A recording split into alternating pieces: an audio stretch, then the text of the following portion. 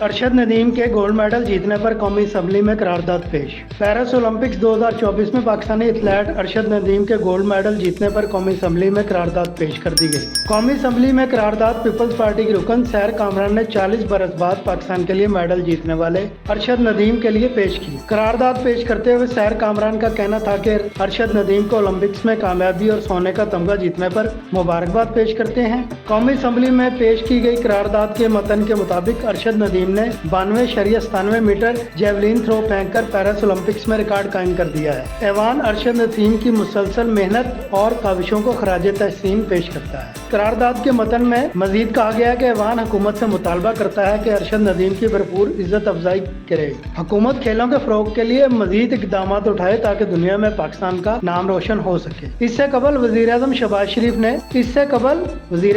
شریف نے اپنے ایک حالیہ بیان میں کہا ہے کہ ارشد ندیم کی جیت پر سب کو مبارکباد پیش کرتا ہوں۔ 40 سال بعد ارشد ندیم نے گولڈ میڈل جیت کر سر فخر سے بلند کر دیا ہے۔ وزیر اعظم شہباز شریف کا کہنا ہے کہ ارشد ندیم ہمارے ہیرو ہیں اور ہمیں ان پر فخر ہے۔ ان کی فتح کو منانے کا وقت ہے۔ وزیر اعظم کا کہنا تھا کہ ہاکی اور کرکٹ کے فروغ کے لیے بھی کام کرنا ہوگا، اسی طرح ہمیں دیگر کھیلوں کو بھی فروغ دینا ہوگا۔